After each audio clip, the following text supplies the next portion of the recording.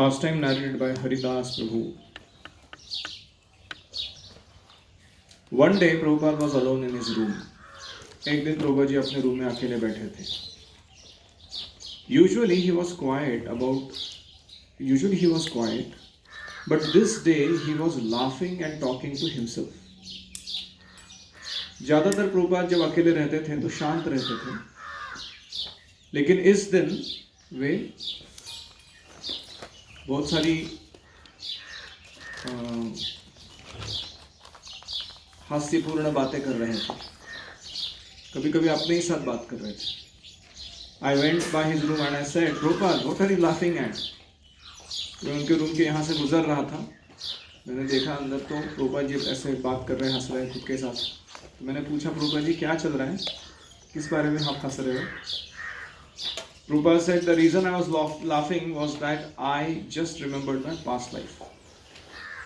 मैं पिछले जन्म में जो कोई था वो मुझे याद आया, इसलिए मैं हंस रहा था.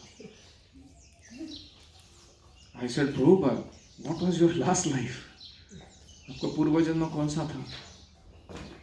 I was a medical person and I had not committed any sin. I had a guru.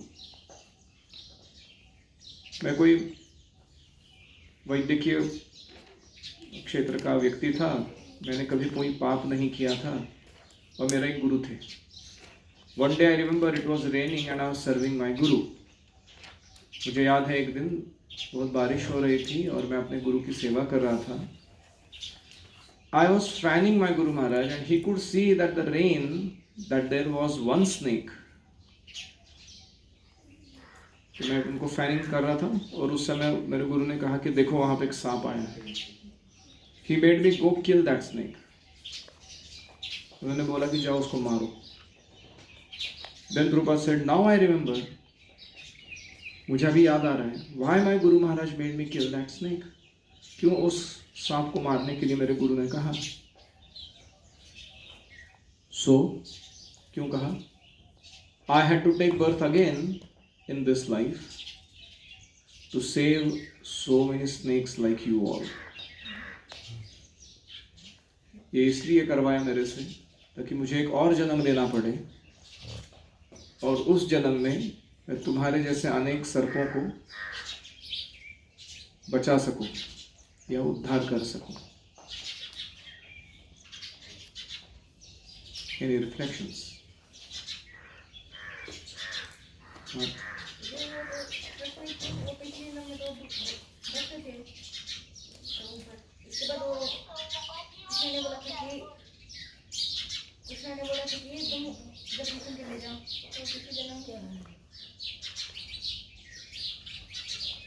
Krishna की कृपा से प्रभुपाद जी अपने पूर्व जन्मों को याद कर पा रहे थे.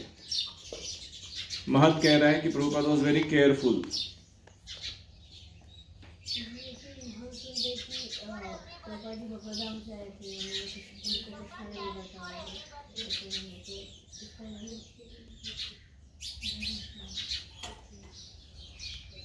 कुछ लोग कह रहे हैं कि प्रभुपाद तो नित्य सिद्ध है, उनका पूर्व जन्म कैसे हो सकता है, वो तो स्पिरिचुअल वर्ल्ड से आए, स्पिरिचुअल वर्ल्ड वापस चले गए.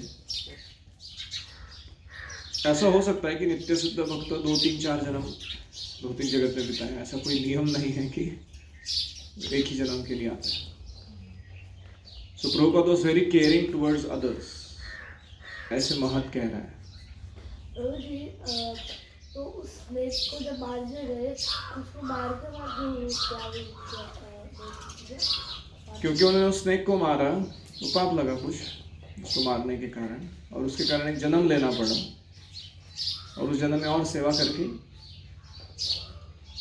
सेवा मतलब क्या? भगवान की इच्छा थी प्रचार करना इत्यादि.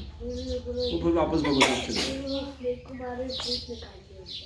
नहीं, ऐसे कुछ थॉट करने की जरूरत नहीं है. सिर्फ केयरफुली सुनना है और वही उतना ही समझ में लेना है. हम जो इस जन्म का हम जो कर्म करते हो अगले जन्म का हमारा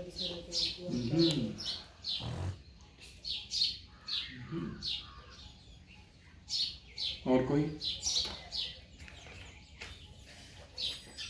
मेरा अंडरस्टैंडिंग ये है इस लीला का कि प्रभुपाद जी एक दृष्टि से देखा जाए तो जैसे व्यासदेव त्रिकालज्ञ थे, पास्ट प्रेजेंट फ्यूचर जान सकते थे, तो प्रभुपाद जी के पास भी यह क्षमता थी कि वो अपना या दूसरों का पूर्व जन्म, अभी प्रेजेंट हालत क्या चल रही है और होने वाला क्या है, वो देख पाते थे। तो इसलिए ऐसे गुरु अगर किसी को मिल जाए तो उसे आश्वस्त रहना चाहिए कि we are in good hands, safe hands. और रही बात वो सांप मारने की, एक्चुअली अगर गुरु ने बोला है सांप मारो, सांप मार दो, ज़्यादा चर्चा नहीं है उसके बारे में। वो ऐसा नहीं कि अरे मेरे को पाप लगेगा, अगला जन्म में क्या होगा। भक्ति सिद्धांत सरस्वती भी बोलते थे कभी कभी, सांप दिखता तो मारो। तो हो सकता है एक आध जन्म और लेना पड़े, may not be good news for some people, लेकिन कोई फर्क नहीं पड़ता, क्योंकि वो जो भी जन्म लेंगे उसमें भी धमाकेदार सेवा ही करेंगे, क्योंकि गुरु के आदेश को पालन कर रहे हैं। कचोरी एलिगेशंस, दैवी शक्ति माता जी। When Prabhupada's house was first built, I think ये वृंदावन की बात हो रही है, जब प्रभुपाद जी का घर बनाया गया वहाँ पर पहली बार, we first started using his kitchen, हमने उनके उस घर के अंदर का किचन यूज़ करना शुरू किया कुकिंग के लिए। There were no windows or doors, उस समय वहाँ कोई खिड़कियाँ दरवाजे नहीं लगे थे। It was just some pieces of wood covering up the holes, वहाँ होल्स थे विंडोज़ या डोर्स की जगह पे, और उसको कुछ लकड़ी से बंद कर दिया गया था। At nights the animals used to come in, रात को कुछ अलग अलग प्राणी, कुत्ते बिल्ली सब अंदर आते थे किचन में, and we would have to have everything very carefully covered, और जो भी वहाँ का सामग्री था उसको ढक के रखना पड़ता था अच्छे से, नहीं तो ये लोग उसको दूषित करेंगे। Even then they would get to the things, और फिर भी उन लोगों को कुछ ना कुछ तो खाने के लिए वो ढूंढ ही लेते थे उधर से। But one night Prabhupada had sent down some kachoris that he wanted to be saved. तो एक दिन प्रभुपाद के लिए कचौरी बनाया गया और शाम को वो बच गई कचौरी बनाई हुई, तो प्रभुपाद जी ने उसको बोला कि इसको कल तक बचा के रखा जाए, मैं कल लूँगा इसको। He wanted them kept for 24 hours so that he can eat them next night if they were still good. तो 24 घंटे के लिए वो चाहते थे कि दूसरी रात तक वो टिक सकता है तो वो खाएंगे उसको।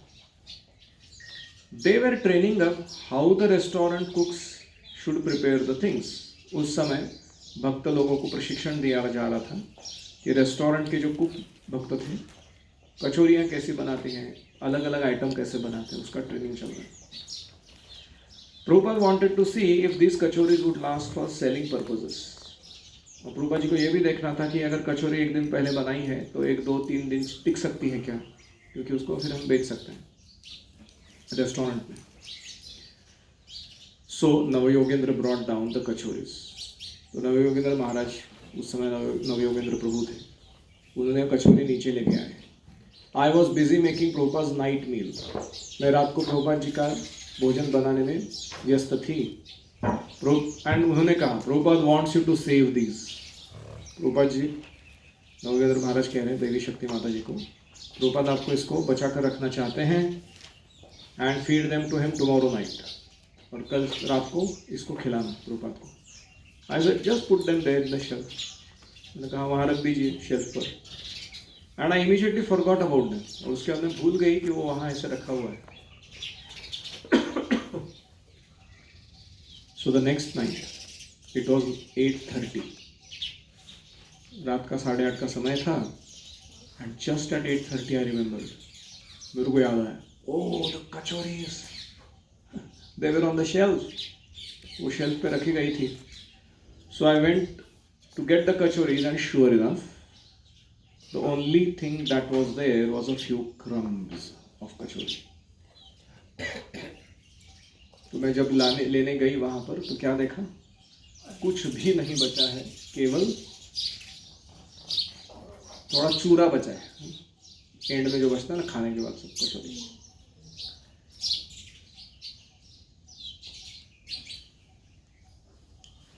So I went to get the kachoris, and sure enough, the only thing that was remaining was a few crumbs. Right then, Navayogendra comes down.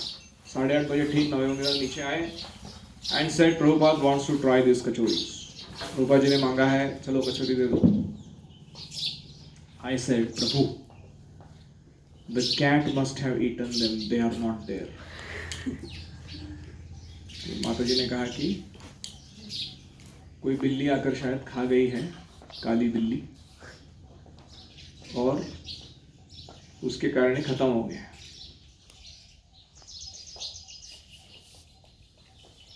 So he got scared. वो डर गए. अभी प्रभुपाद क्या डांटेंगे पता नहीं. And he ran up and told Prabhupada. ऊपर चल के गए, प्रभुपाद जी को बता दिया कि वो ऐसे बोल रही है देवी शक्ति माता जी कि वो बिल्ली ने खा लिया. He came running back down with his face all red. उनका चेहरा लाल लाल हो गया था. नीचे आए वापस प्रभुपाद का मैसेज लेके. He said, वो बोल रहे अभी, प्रभुपाद ने कहा, Prabhupada says that whoever says the cat has eaten them, they have eaten them. जो व्यक्ति बोल रहा है ना कि ये बिल्ली ने खाया है, उसने खुद ही खाया कचौरी. I knew I had not eaten the kachoris, but Prabhupada was saying that I had eaten the kachoris. तो मुझे पता था कि मैंने नहीं खाई थी. प्रभुपाद तो कह रहे हैं मैंने खाई थी. So I was in a real fix because my spiritual master Prabhupada was accusing me of something I knew I hadn't done. तो मैं संकट में आ गई क्योंकि मेरे गुरु मेरे बारे में ऐसा कुछ कह रहे हैं जो मैंने नहीं किया है. So it was a big test of my spiritual life. मेरे आध्यात्मिक जीवन का परीक्षा हो रहा था. I knew I had done it. I hadn't done it. And Prabhupada said I was doing it. So I realized with all the years of Sankirtan, इतने सालों का संकीर्तन मैंने किया था, उससे मेरे को साक्षात्कार हुआ. You had to just continue. तुम्हें कुछ छोड़ के जाना नहीं है. जो चल रहा है वो उसको जारी रखो, सेवा को.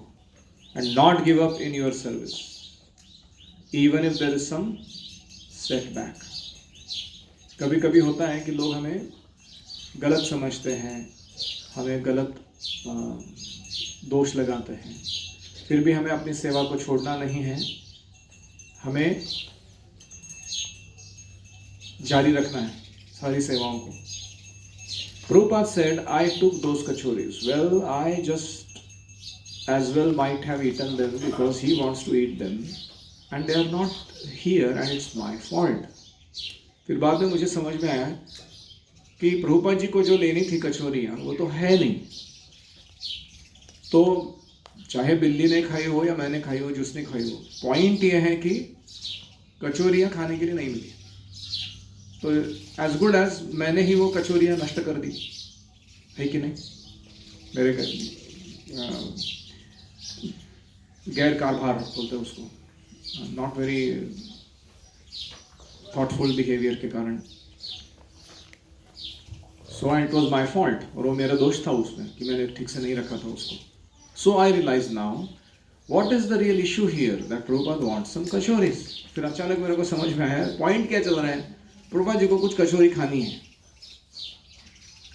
सो I had 20 minutes and it was 20 minutes until 9. तो 20 मिनट थे मेरे पास. I remember that in the restaurant, as I was running by, they were grinding up some urad dal. तो मुझे याद आया कि हमारे जो रेस्टोरेंट चल रहा है उसमें उड़द दाल उन्होंने ग्राइंड करके रखी है. I remember, and so I quickly ran over to the restaurant. तो मैं उस रेस्टोरेंट की तरफ गई. I got their urad dal, I whipped up some kachoris, and exactly 9 o'clock. तो मैंने खुद 20 मिनट में कचौरियाँ बना ली, आटा गूंद के, जो भी वो उड़द दाल का मसाला भर के. और ठीक 9 बजे I brought up those kachoris to Prabhupada with his milk. तो उनके दूध के साथ मैंने कचौरी भी लेके आई ऊपर. And Prabhupada ate those kachoris. He ate 5 kachoris in a row. 5 कचौरियाँ खाई उन्होंने. And said these kachoris are better than the other ones. ये कचौरियाँ जो बनी हैं वो पहले वाले कचौरियों से अच्छी है. I want you to cook them for me every night. हर रात को तुमको एक कचौरी बनानी है मेरे लिए. That was the big test of my Krishna consciousness. मुझे वापस वही लगा कि बहुत बड़ी परीक्षा हो गई मेरी कृष्ण भावना की. That even when there are setbacks, especially in the personal service of Prabhupada, when you are so closely connected with him, you have to just continue in that service. तुम प्रभुपाद जी की जब निजी सेवा करते हो सकता है कि उसमें कोई सेटबैक यानी कठिनाई आ जाए, फिर भी तुम्हें उस सेवा को जारी रखना है. And there is always some way that Prabhupada gives you to rectify. और कुछ मार्ग तुम्हें मिल जाएगा जिससे प्रभुपाद तुम्हारे जो गलती की थी उसको सुधारने का मार्ग दे देंगे. Even if there is a mistake that you have committed. हालांकि तुमसे बड़ी गलती हुई है, फिर भी वो कुछ ना कुछ मार्ग देंगे जिससे तुम बाहर निकल सकते हो. Any reflections? हमें अगर कुछ संभालने के लिए दिया जाता है तो हम उसको संभाल के रखना चाहिए, अपने कुछ छोड़ते हैं. हाँ, अगर हमें कोई संभाल कर चीज़ रखने के लिए दी गई है तो उसको ढंग से संभाल कर रखना चाहिए. गोपी से लेके गुरुकुल के लक्ष्मी तक कोई भी चीज़ हम हैंडल करते हैं. साधु सावधान, जैसे ब्रह्मचारी को बोला जाता है. क्या बोला जाता है? साधु सावधान. महत जी वापस बोलिए.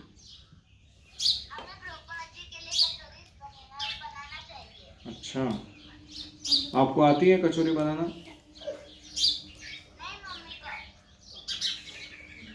तो आज आप सीख लेंगे एक महीने भर में. Good.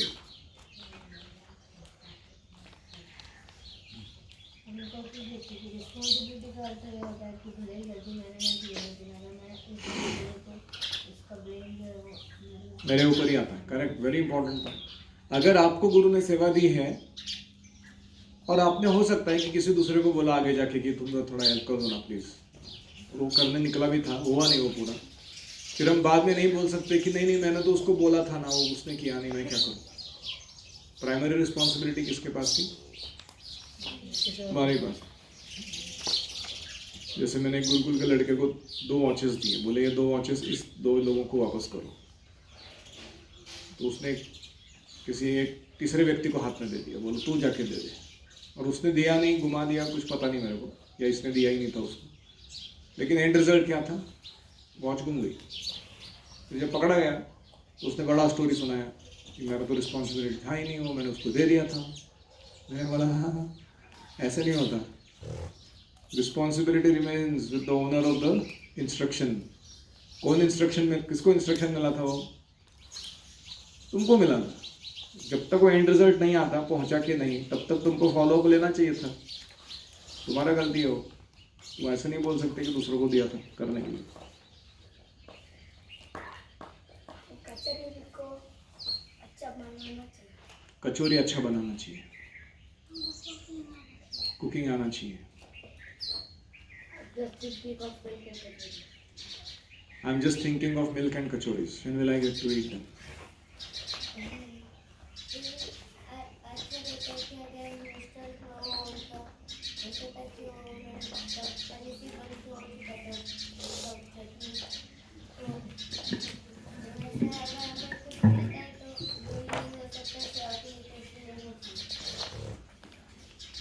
Okay. Radha? Fast cooking आना चाहिए. तुरंत कुछ बनाने के लिए आना चाहिए. हमारा जो भावना होता है वो अंदर जाता है. तो माता जी ने 20 मिनट में रेसिपी बनाई तो ऐसा लगने को लग सकता है कि क्वालिटी ना हो, लेकिन उनका भावना था कि प्रोफा जी मुझसे नाराज है तो उनको संतुष्ट करना है. तो उस भावना के कारण वो कचौरी प्रोफा जी को कोई काम हमसे देगा तो उसको जमीन में मैंने उसको रिस्पॉन्सिबिलिटी दिया, वो बोलते नहीं बैठना चाहिए. उसका पॉइंट था कि कचौरी प्रोफा जी को बोल. Correct. What was the point of the whole thing? वो पूछती है ना, वो मेरा साक्षात्कार था. अचानक समझ में आया कि कचौरी चाहिए, बात खत्म. तो बना दिया 2 मिनट. एक बहुत सटल पॉइंट है ये पास टाइम में. जब डांट पड़ती है ना, कभी कभी ऐसा लगता है कि बिना कारण डांट पड़ रही है. कितने लोगों को लगा ऐसा? क्या ये छोटा सा गलती किया था कुछ तो, या फिर गलती किया ही मैंने तो किया ही नहीं, तो वो ऊपर से मेरे को डांट पड़ रही है उसके। तो क्यों पड़ रही है वो डांट? हाँ हाँ कंप्लीट हुआ नहीं था। करेक्ट। तुमको जो मिशन दिया गया था वो कंप्लीट नहीं हुआ है। तुम्हारे पास स्टोरी 1000 रह सकती है उसके बारे में, लेकिन तुमको जो मिशन दिया गया है, फॉर एग्जांपल आपके 4 मिशन है, एक है स्टडी, दूसरा है साधना, तीसरा है सेवा, और चौथा है स्वास्थ्य, take care of your health, be safe, how you do things. अभी डांट जो पड़ती है 4 कारणों से ही पड़ती है ना, मोटा मोटी, है कि नहीं? किसी दूसरे कारण से पड़ती है डांट? स्टडी के टाइम स्टडी नहीं कर रहा है, टाइम पास कर रहा है, तो घर जाना पड़ सकता है, गुरुकुल में ही नहीं रखेंगे। साधना के टाइम साधना नहीं कर रहे हैं, टाइम पास कर रहे हैं, डांट पड़ेगी नहीं पड़ेगी? हमारा जस्टिफिकेशन कुछ भी हो सकता है। मैं तो श्लोका लेके गाने के लिए बैठा था सुबह सुबह, लेकिन तुम्हारा श्लोका रिसाइटेशन दूसरों को डिस्टर्ब कर रहे थे। सो गेट द पॉइंट कि I am not accomplishing the task given, इसलिए डांट पड़ रही है। उसके लिए मेरी स्टोरी 1000 हो सकती है, लेकिन डांट खाना योग्य है। हमको कचौड़ी इनसे बनाना चाहिए। अभी भी कचौड़ी में अटके हो, हम उस पॉइंट से आगे निकल गए हैं, ठीक है। सो द पॉइंट इज, कितना भी हमें गलत लगे कि क्यों डांटा जा रहा है, अगर सूक्ष्म रूप से सोचकर देखेंगे तो समझ में आएगा गलती हमारी है, कहीं ना कहीं तो गलती है हमारी। उस पॉइंट को उठाना चाहिए कि मैं, दैट वाज माय फॉल्ट। हो सकता है प्रोपोर्शनेट डांटना पड़े, थोड़ी ज़्यादा पड़ जाए, लेकिन कितने बार ऐसा भी होता है कि आपने गलती किया है और आपको डांट नहीं पड़ी। ऐसा हुआ है कि नहीं? कभी कभी ऐसा भी हुआ है, गलती किया और डांट नहीं पड़ा, उसने, वो टीचर ने बोला ठीक है छोड़, तुमने गलती किया नहीं, होता है, ऐसा भी बोला है। तो प्रॉब्लम क्या है? आप समझ रहे हो?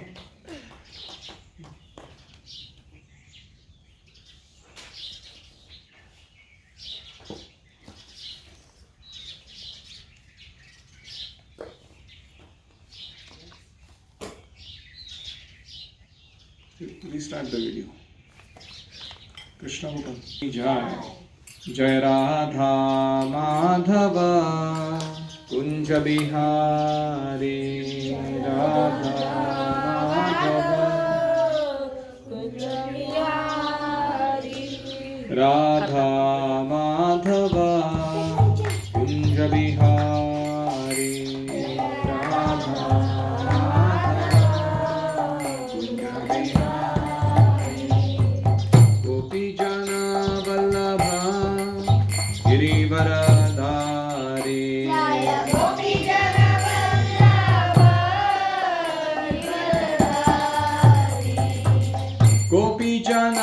वल्लभ गिरिवरधारी,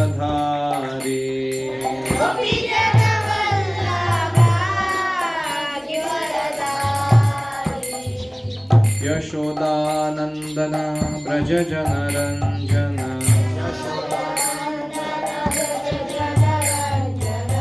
यशोदानंदन ब्रज जनरंजन,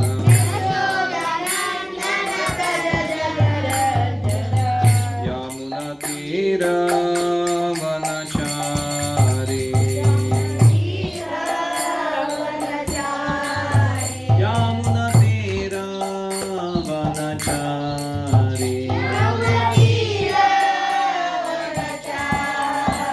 जय राधा माधव कुंज बिहारी, राधा माधव कुंज बिहारी, राधा माधव कुंज बिहारी।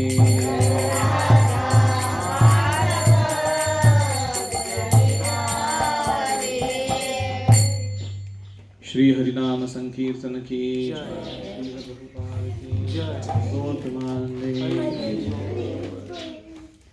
हरे कृष्णा। तो आज हम देखेंगे इंद्र का गर्वहरण।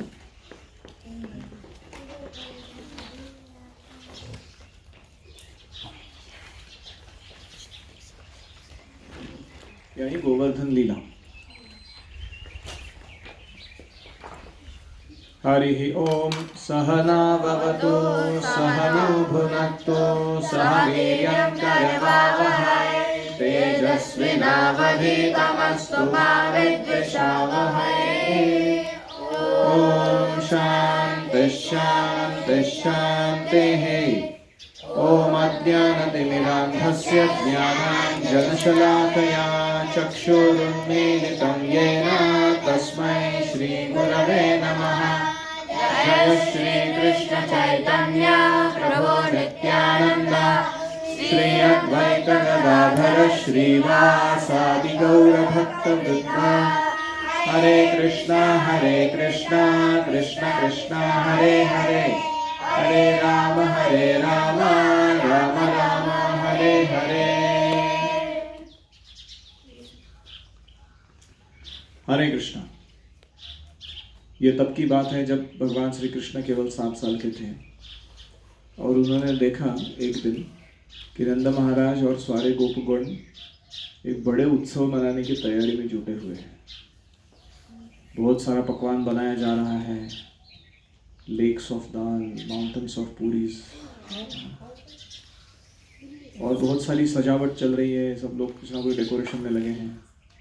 तो उन्होंने जाके नंद बाबा से पूछा कि क्या होने वाला है, क्या चल रहा है ये तैयारी। तो नंद महाराज ने कहा कि हमारी पूर्वापार की परंपरा है कि हम गायों पर आश्रित हैं, गाय घास पर आश्रित है और घास बारिश पर आश्रित है और बारिश के देवता है इंद्र। तो हम इंद्र की पूजा करने जा रहे हैं क्योंकि वो हमको जो सप्लाईज दे रहे हैं उसके लिए कृतज्ञता व्यक्त करनी है। तो कृष्ण एक नास्तिक दर्शन प्रस्तुत करते हैं। वो कहते हैं कि उसको कहते हैं कर्म मीमांसा। अच्छा कर्म करोगे तो अच्छा आएगा तुम्हारे जीवन में, बुरा कर्म करोगे तो बुरे परिणाम आएंगे। इसके लिए भगवान को वर्शिप करने की या किसी अन्य को वर्शिप करने की क्या जरूरत। समझ रहे? तो ये नास्तिक दर्शन क्यों है? क्योंकि ये भगवान के अस्तित्व को नकारता है और कर्म को भगवान के भी ऊपर बताता है। कर्म का जो नियम है वो भगवान से भी बढ़कर है, ऐसे बताता है। या इतना तक कहता है कि भगवान भी कर्म के नियम के अधीन है। कृष्ण के राम के जीवन में जो दुख आए वो उनके कर्मों के कारण आए। देखो बच्चा, कर्म बहुत बलवान है, ऐसे वो लोग कहते हैं। तो ये नास्तिक दर्शन है। और कृष्ण क्यों प्रस्तुत करते हैं इसको? केवल एक कारण से। उन्हें समझ में आ गया था कि इंद्र जो है इस रेगुलर वर्शिप को स्वीकार करके और अपने इंद्र पदवी को प्राप्त करके गर्वित हो गए। तो कृष्ण ने चाहा कि ब्रजवासियों को परावृत्त किया जाए इंद्र की आराधना करने से। तो ब्रजवासियों ने वो कर्म मीमांसा को तो स्वीकार नहीं किया। नंद बाबा हंसे उस फिलोसफी को सुन के, बोले कि ये क्या बात कर रहे हो। लेकिन फिर भी वो कृष्ण के संतुष्टि के लिए, कृष्ण इतना बोल रहे हैं बार बार, तो उन्होंने कहा ठीक है, हम अगर इंद्र की उपासना नहीं करेंगे तो किसको वर्शिप करेंगे फिर? तो कृष्ण ने कहा गोवर्धन। पूरा व्यावहारिक रूप से देखा जाए तो गोवर्धन से ही सब कुछ प्राप्त हो रहा है और गोवर्धन ही हमारे लिए पूजनीय है। तो नंद बाबा ने कहा ठीक है, हम 2 फेस्टिवल मनाते हैं, एक इंद्र की पूजा कर लेते हैं और एक और बार सेपरेटली गोवर्धन की भी पूजा करेंगे। कृष्ण ने कहा नहीं, डबल टाइम और डबल एनर्जी क्यों वेस्ट करनी है। ये सारा पैराफिरनालिया सामग्री जो बना है उसको ही यूज करके करो। तो इसलिए नहीं कि कृष्ण की बातों में दम था, लेकिन इसलिए क्योंकि कृष्ण के वचन को या कृष्ण के इच्छा को प्रेम के कारण वो नंद बाबा ने सम्मति दे दी। उन्होंने कहा ठीक है, कृष्ण को खुश करना है, और यही भक्त का लक्षण है। तो उन्होंने क्या किया, इंद्र के लिए जो सामग्री थी पूजा की, उसको लेकर गोवर्धन की पूजा आरंभ की। जैसे कृष्ण ने बताया वैसे कृष्ण ने कहा कि गोवर्धन की सबको सबसे पहले आगे गैयों को रखिए, फिर उसके पीछे ब्राह्मणों को रखिए, फिर ब्राह्मणों के पीछे बच्चे और स्त्रियां, फिर उसके पीछे सारे गोपगण, बड़े बड़े मैच्योर लीडर्स, वो सब। और ऐसे करके हम सारे गोवर्धन की परिक्रमा करेंगे। और उन दिनों गोवर्धन जो था वो 24 किलोमीटर परिघ नहीं था उसका, बहुत ज़्यादा था, बहुत बड़ा था गोवर्धन। इतना विशाल गोवर्धन की उन्होंने परिक्रमा की। बहुत सारे बाजे बज रहे, गाने गा रहे लोग, और कृष्ण के और गोवर्धन के लीलाओं को सुना रहे हैं। और खास करके जो ब्राह्मण हैं वो अलग अलग वेद मंत्र का घोष कर रहे हैं आगे जाते हुए, और सब खुशी से चलते चलते मानो टहलने निकले हो, पूरे गोवर्धन की परिक्रमा की है। उसके बाद कृष्ण ने यथाविधि गोवर्धन की पूजा करवाई, और जो जो कुछ ऑफरिंग के लिए लेके आए थे वो कहा कि इसको रखो गोवर्धन के सामने। तो अभी भी कुछ ब्रजवासी थे, वो सोच रहे थे गोवर्धन माउंटेन थोड़ी वर्शिप स्वीकार करेगा। तो कृष्ण ने क्या किया, वहाँ जितना सारा ऑफरिंग था वो स्वयं गोवर्धन के रूप में उन्होंने ग्रहण कर लिया। और ब्रजवासी ने देखा कि सारा खत्म हो गया, गोवर्धन को ऑफर किया। और गोवर्धन ने कहा आनी और थोड़ा लाओ। तो सब लोग दौड़े, अपने घरों में जो कुछ बचा हुआ था सब कुछ लेके आए, वापस रखा, सारा खत्म। आनी वो फिर पास वाले गांव से लेकर आए, अपने घर का खत्म हो गया तो दूसरे लोग मांग के लाए, अलग अलग व्यंजन बनाए, उसका प्रिपरेशन करके वापस खिलाए। गोवर्धन ने सब कुछ खा लिया। आनी वो बोल रहे भगवान बहुत हो गया, प्रसाद तो मिला नहीं, ऐसा वर्शिप करेंगे तो क्या हो जाएगा लाइफ में। तो कृष्ण ने देखा कि ब्रजवासी जो है वो अड़चन में है, तो उन्होंने कहा कि तुलसी ऑफर कर दो एक, उससे मैं संतुष्ट हो जाऊंगा। तो ब्रजवासी गण ये देख पा रहे थे कि कृष्ण ही गोवर्धन है और गोवर्धन ही कृष्ण है, अभिन्न है वो एक दूसरे से। तो गोवर्धन ने तुलसी ग्रहण की, संतुष्ट हो गए। उन्होंने बहुत सारी lakes of dal, mountains of puri, sabji, sweet rice, सब कुछ खत्म कर दिया था, वो पुनः वापस प्रकट कर दिया प्रसाद के रूप में, वैसे का वैसे। और ब्रजवासियों को कहा कि तुम इसको स्वीकार कर सकते हो। तो यहाँ पर सब आनंद का वातावरण, फेस्टिवल चल रहा है। वहाँ पे इंद्र को क्या हो रहा है, गुस्सा आ रहा है। मतलब कौन है ये छोकरा जिसकी चिकनी चुपड़ी बातों में आकर ये नंद महाराज ने सदियों से आया हुआ मेरा पूजा रोक दिया। वाचालम बालिशम स्तब्धम अज्ञम पंडित मानिनः, ऐसे वो कृष्ण को बोलते हैं। ये वाचाल मतलब बहुत बड़बड़ करने वाला, बालिश मतलब उसकी बुद्धि थोड़ी मंद है, स्तब्धम मतलब बहुत घट करने वाला, अज्ञ वैदिक चीजों को न जानने वाला, पंडित मानिनः खुद को बड़ा पंडित समझ रहा है ये बच्चा। इसकी बातों में आकर बिना ब्रजवासियों ने मेरी पूजा रोक दी, अभी देखता हूं मैं कैसे इनको सबक सिखाना। तो इंद्र ने बुलाया संवर्तक को। संवर्तक कौन है, जब प्रलय होता है तो विशेष प्रकार के कोई बादल हैं काले घने, वो ऐसी धुआंधार वर्षा करते हैं, उनसे गिरने वाली एक बूंद एक पिलर के जितनी होती है। ये पिलर भी कुछ नहीं, बहुत छोटा है, और इसे बड़े बड़े पिलर जैसे बूंदें गिरती है, और कुछ ही क्षणों में वो सारा जो क्षेत्र है वो बाढ़ आ जाती है, पूरा आप्लवित हो जाता है। उनको बुलाया संवर्तक को, इंद्र ने आदेश दिया जाओ, जाकर वृंदावन में इतनी वृष्टि करो कि सारा वृंदावन नष्ट हो जाए। तो संवर्तक डर गया, बोला क्या बोल रहे हो, ऐसे थोड़ी किसी को मारते हैं निष्पाप लोगों को। तो इंद्र ने कहा नहीं तुम जाओ। तो संवर्तक फिर भी हिचकिचा रहा था क्योंकि स्वयं कृष्ण है वहां पर। तो इंद्र ने कहा नहीं तुम जाओ आगे, मैं आता हूं तुम्हारे साथ पीछे पीछे ऐरावत को लेकर। तो फिर वो संवर्तक ने कहा ठीक है, तो चले गए। और संवर्धक जो घमासान वर्षा करने लगे, बड़ी आंधी आ गई, सब जगह घनघोर अंधकार छा गया, इतने बड़े बड़े बादल थे, घने काले, अचानक आक्रमण कर दिए वृंदावन के ऊपर। और वहां आकर बहुत सारी बिजली कड़कने लगी, बड़े बड़े हाथी जितने बूंदे गिरने लगी बारिश की, और ब्रजवासी सारे भागने लगे, यहाँ तहाँ गैया बछड़े, छोटे छोटे गोपगण, बड़े वाले, सारे लोग दौड़ रहे चारों दिशाओं में, कृष्ण कृष्ण महाबाहो, चिल्लाने लगे कृष्ण को। देखो तुम्हारे पूजा के कारण इंद्र गर्वित हो गया, अभी बचाओ हम सबको। ऐसे नहीं कि वो कृष्ण को दोष दे रहे थे, वो चाहते थे कि कृष्ण अपनी कोई ऐसी लीला प्रकट करें जिससे ना केवल हमारा संरक्षण हो या कईयों का संरक्षण हो, बल्कि ये जो संकट आया है इससे इंद्र के लिए और सबों के लिए कोई सुंदर शिक्षा प्रकट है। तो कृष्ण ने जब देखा कि सब लोग इतने दुख में हैं, तो उन्होंने कहा कि देखो, हमने गोवर्धन की आराधना की थी, गोवर्धन ही हमें बचाएंगे इंद्र से। कृष्ण वहाँ गए और उन्होंने जमीन पर अपने हाथों से, नाखून से टच किया, वो सारा जो गोवर्धन का पर्वत है वो पूरे बाकी के भूभाग से सेपरेट हो गया, सारे क्रैक्स फैलने के बाद। और कृष्ण ने उसको लीलया उठा लिया अपने हाथों में और छोटी उंगली पर धारण किया, गोवर्धन के नीचे जाकर।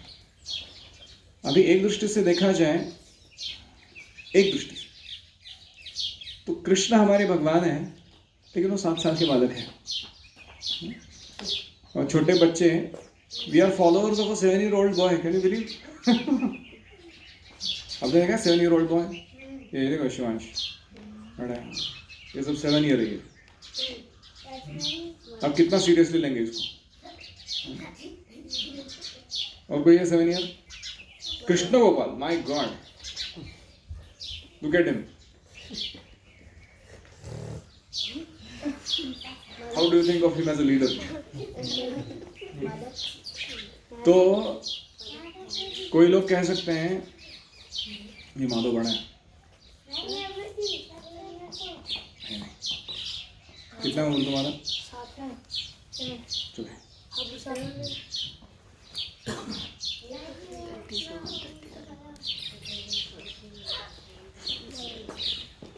तो ऐसे बालक की बातों में आकर, और क्या लॉजिक बनता है, अगर बारिश सब चारों दिशा से गिरती है तो क्या अंदर नहीं आ सकती पर्वत के नीचे? लेकिन ब्रजवासियों का जो प्रेम है और कृष्ण का जो लीला है, उसका वर्चस्व ऐसा है कि वो हमारे सारे ब्रेन के सर्किट उड़ा दे। जो भी हम तर्क लगाना चाहते हैं चीज़ों के लिए, तो उन्होंने उठा लिया पूरा पर्वत और उसके सारे नीचे ब्रजवासियों को बुलाया। तो सब लोग दौड़ के आ गए, गैयाओं को, बछड़ों को आगे लेकर। और कृष्ण ने देखा, उन्होंने कितने सुंदर रूप धारण किया था कृष्ण ने, श्याम सुंदर, जो सुकोमल बालक है लेकिन उनके मसल्स भी नहीं निकले हैं वो वेट लिफ्ट करते हुए। बहुत ही आसानी से, जैसे कोई छोटा बच्चा मशरूम उठा ले, ऐसे उठा के रखा है। तो ब्रजवासी को डर लगा, अरे कहीं गिर ना जाए, छोटा बच्चा है, बैलेंस चला गया। तो सबने अपनी लाठियाँ लगाई, बड़े बड़े गोप आए, उन्होंने अपनी लाठियाँ लगाई, उनको लगा कि हम भी थोड़ा वेट लिफ्टिंग करते हैं। और सारे नंदा बाबा, यशोदा, सारे ग्वाल बाल, श्रीमती राधा रानी, उसकी सखियाँ, कृष्ण, उनके सखा, बलराम जी, सब लोग जितने भी ब्रजवासी गण हैं अलग अलग, वो सारे गोवर्धन के नीचे आ गए। अभी इसके आगे शुरू होती है 7 दिन 7 रात की सुंदर लीलाएं। बहुत सारी लीलाएं होती हैं इस गोवर्धन के नीचे। वहाँ बेचारा इंद्र जो है वो बहुत तकलीफ में आकर, पसीने छूट रहे हैं, जितना ताकत है उतना सारी लगाकर कृष्ण के हाथ से उस पर्वत को उड़ा देना चाहता है, ब्रजवासियों को डुबोकर मारना चाहता है, और ऊपर से वज्रपात कर रहा है, थंडरबोल्ट्स डाल रहा है सब जगह पे। और गोवर्धन जो है कृष्ण के हाथ में इतना एक्सटेसी में है कृष्ण के स्पर्श को प्राप्त करके कि कि उसके ऊपर इतनी सारी आघात अस्त्र गिराए जा रहे हैं, उसको कुछ नहीं लगा। और ऐसे कहते हैं कि जो वज्रपात हो रहा था या गोवर्धन की गुफाओं में जो सिंह वगैरह बैठे थे, वो सब उस आकाश की तरफ देख के दहाड़ने लगे गुस्से से। क्या समझता है तू, मारेगा तू? तो इंद्र देख रहा है कि अरे छोटे मोटे जानवर भी चिल्ला रहे मेरे पे, उनको कुछ हुआ तो है नहीं। तो और यहाँ नीचे सब ब्रजवासियों को पहली बार मौका मिला। क्या होता था, कृष्ण अगर गैया चराने जाते थे तो पूरा दिन भर यशोदा मैया और अन्य गोपियों को उसका संग नहीं मिलता था। और अगर कृष्ण रात में अपने घर में रहते थे तो गोपियों को या अन्य जो ब्रजवासी गण हैं जो कृष्ण के घर के अंदर नहीं रहते हैं, उनको कृष्ण का संग नहीं मिलता था, तो वो विरह में रहते थे। वही पहली बार ऐसा हुआ कि 7 दिन 7 रात सबको सब टाइम पूरा टाइम कृष्ण का संग मिला। और सब लोग इतने खुश थे। नीचे फेस्टिवल चल रहा है पर्वत के नीचे, यशोदा मैया कृष्ण को कह रही है, बेटा बहुत देर पकड़ लिया, थोड़ा हाथ दुख रहा होगा, ए श्रीदामा सुदामा थोड़ा हाथ दबा दो उसका प्लीज मेरे बच्चे का। तो वो लोग हंस रहे हैं मम्मी की तरफ देखकर। बलराम जी कृष्ण को देख रहे हैं और कृष्ण देख रहे हैं श्रीमती राधा रानी और गोपियों की तरफ, और अचानक कृष्ण देखते कि बलराम जी देख रहे हैं मेरी तरफ, तो हड़बड़ा जाते हैं और उनके हाथ थोड़ा सा कंपन होता है, फिसल जाता है, ऐसा लगता है कि गिरने ही वाला है सबके ऊपर पर्वत। तो सारे ब्रजवासी, पहले उनको क्या लग रहा होता है कि बड़े बड़े जो ग्वाल हैं उन्होंने लाठियां लगाई, उनको लगता है कि अरे नहीं वो अकेला नहीं उठा रहा है, हमने भी तो पकड़ा है, उसके कारण ये ऐसा सुस्थित है। लेकिन जब कृष्ण ऐसे नीचे करते हैं उसको, तो सबको समझ में आता है नहीं हमने नहीं उठाया, कृष्ण नहीं उठाया वो, इसलिए वो खड़ा है अभी तक पूरा पर्वत। और फिर अलग अलग व्यंजन यशोदा मैया ने कुछ किचन में से उठा लिया रहता है, स्नैक्स वगैरह, वो सब बंटने लगता है। और वहीं पर सब फेस्टिवल चालू होता है, कुछ लोग कीर्तन कर रहे हैं, नाच रहे हैं, गा रहे हैं, कृष्ण की स्तुति कर रहे हैं, और कृष्ण की सुंदर, कुछ लोग सुंदर रूप को निहार रहे हैं भगवान के एकटक। और इस प्रकार पूरे 7 दिन 7 रात बीतते हैं। और इंद्र को पता चलता है कि वो संवर्तक पूरे एग्जॉस्ट होके ओवर टाइम जॉब करके अपना थक के इंद्र के पास जाते हैं, बोलते हैं अभी और नहीं हो सकता हमसे, जितनी ताकत थी सारी लगा दी, सारे वायु को छोड़ा हमने जिससे हम तूफान ला सके, टोर्नाडोस टाइफून्स ला सके, सारे पानी को बरसा दिया जितना भी हमारे पास था जो कर सकते, जितने वज्रपात करने थे कर दिए, थंडरबोल्ट्स डाल दिए, सब हो गया, अभी और कुछ नहीं बचा शक्ति। तो इंद्र जाता है अपने ऐरावत के साथ, वो अपना प्रयास करते हैं अलग सेपरेट। ना गोवर्धन हिलता है, ना ब्रजवासियों को कोई फर्क पड़ता है। तो फिर अचानक इंद्र को समझ में आता है मैंने किससे पंगा ले लिया।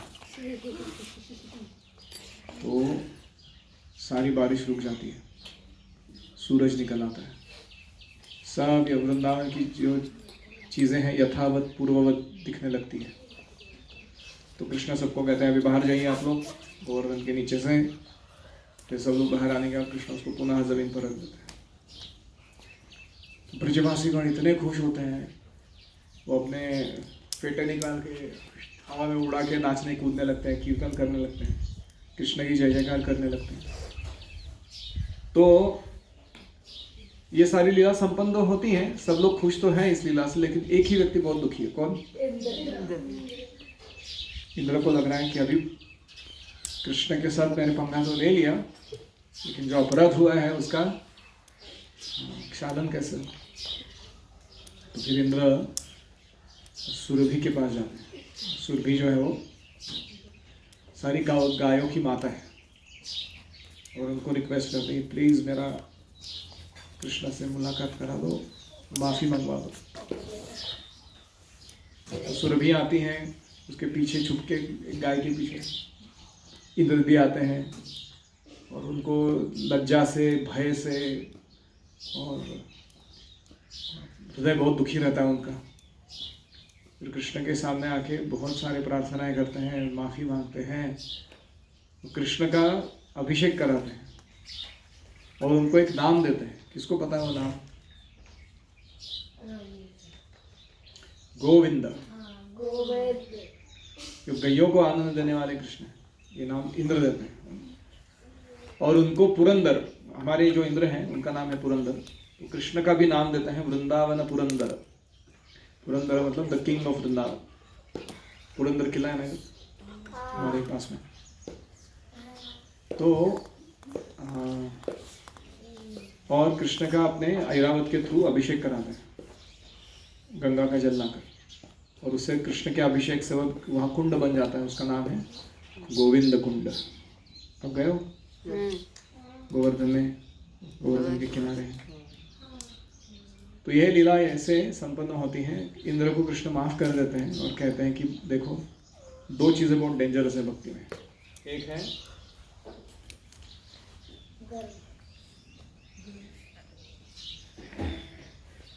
The pride of thinking I am supreme,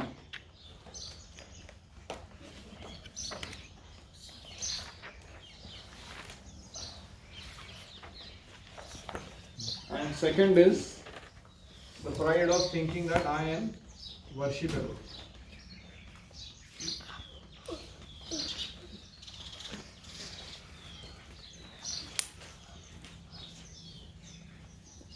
ये दोनों भावनाएं जो है हमारे हृदय में, ये भक्ति के लिए बहुत बाधक है। हमको सबको मन में क्या लगता रहता है, मेरे जैसा कोई नहीं,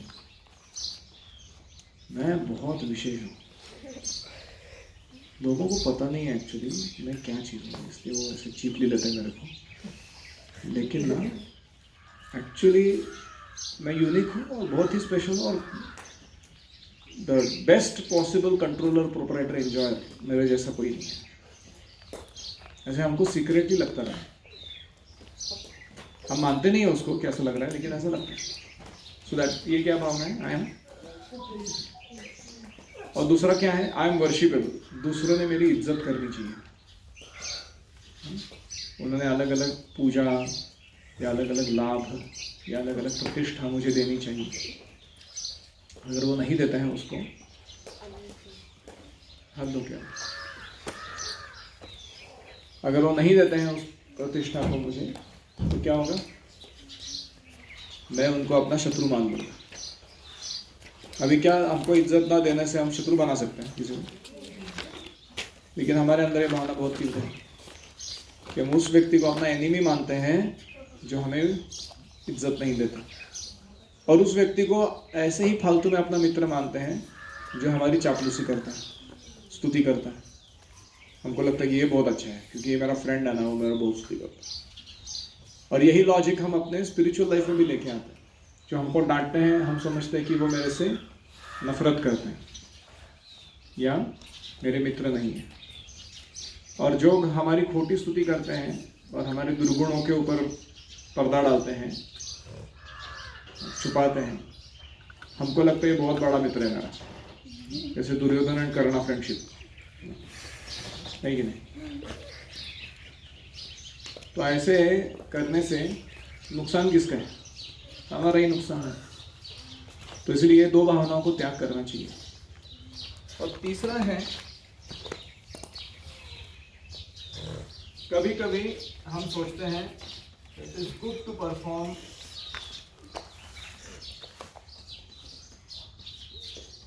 डेमीगॉड वर्शिप।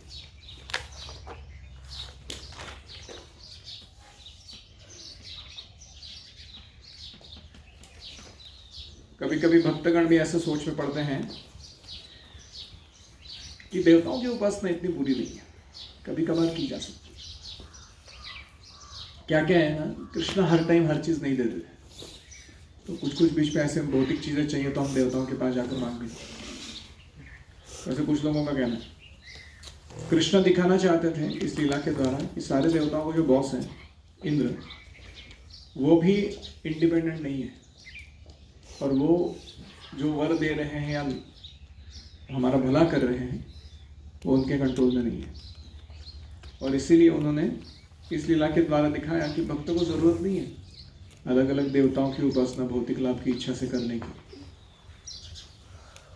हम देवताओं को रिस्पेक्ट देते हैं, आदर देते हैं, किस भावना से कि वो कृष्ण के प्रतिनिधि हैं, अलग अलग डिपार्टमेंट चला रहे हैं यूनिवर्स के, और हमारे कृष्ण भक्ति में सहायक बन सकते हैं, तो इसलिए हम उनको आदर देते हैं।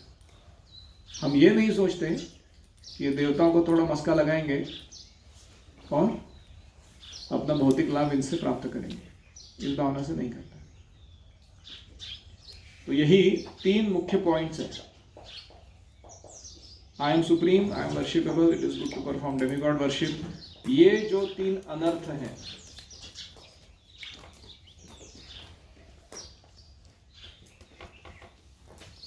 हमारे हृदय में बैठे हुए, इन तीनों को निकालने की क्षमता इस गोवर्धन लीला में है। जो कोई इस लीला को अच्छे से श्रवण करता है, ये तीनों अनर्थ उसके हृदय से दूर हो जाते हैं।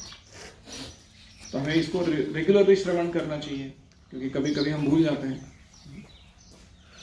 और खास करके जब भी हमारे मन में भाव उठते हैं तो हमें इस लीला को स्मरण करना चाहिए और उसके द्वारा उस गलत भावना को दूर करना चाहिए।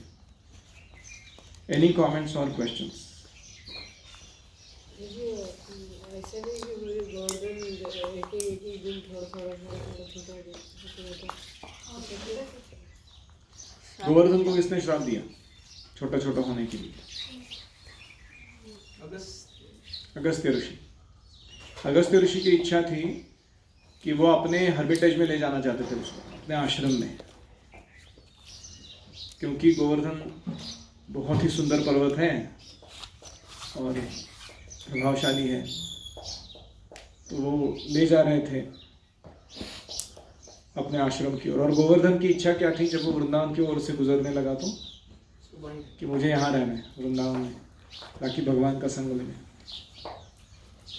तो गोवर्धन ने कुछ ऐसा आयोजन किया, कुछ तो नियम था ना ऐसा कि नीचे रख दिया तो वहीं रह जाएगा। तो उसने बोला था कि अगर आपने मेरे को नीचे रखा तो मैं वहां से फिर वापस उठूंगा नहीं। तो ऐसे कुछ, हाँ। तो अगस्त्य ऋषि को लघु शंका आई, नंबर 1।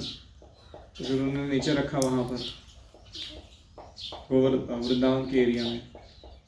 फिर जब वापस उठाने गए तो उन्होंने कहा मैं अभी नहीं दूंगा यहाँ से, मैं यही रहूँगा। तो अगस्त्य ऋषि को पता चला कि ये प्रेरणा जो थी लघु शंका की, ये इनके ही प्रार्थनाओं के कारण मुझे आई थी। तो उन्होंने उनको शाप दे दिया, ड्रम ला के दूं। तो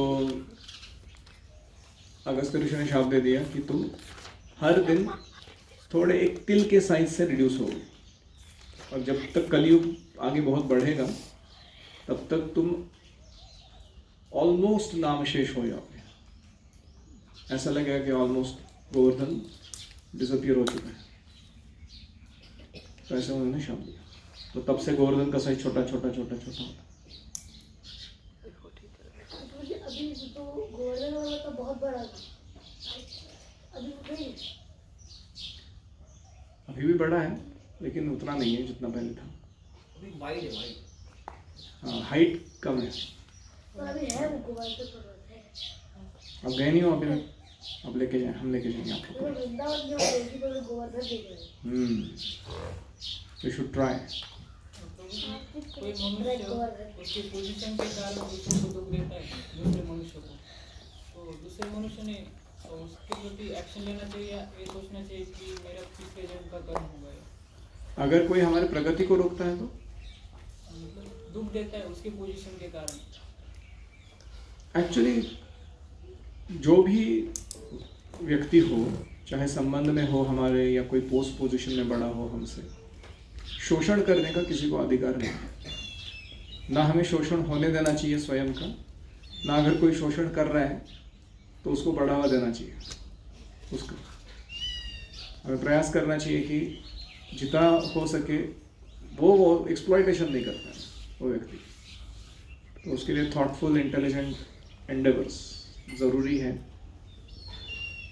कि कैसे इस व्यक्ति के द्वारा होने वाला एक्सप्लॉयटेशन बंद किया जाए।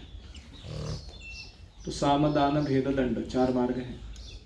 साम मतलब स्वीट वर्ड्स ऑफ पैसिफिकेशन, दान मतलब driving them to behave properly, भेद मतलब डिवाइड एंड रूल, जिससे वो शक्ति प्राप्त कर रहा है उस चीज से उसको सेपरेट आउट करो।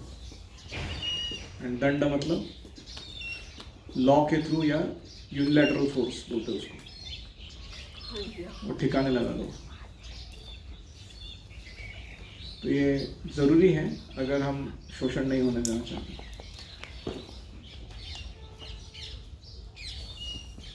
ओम हरे कृष्णा कृष्णा कृष्णा हरे हरे, हरे Ram Ram Ram Ram Hare Hare. Accept and use me.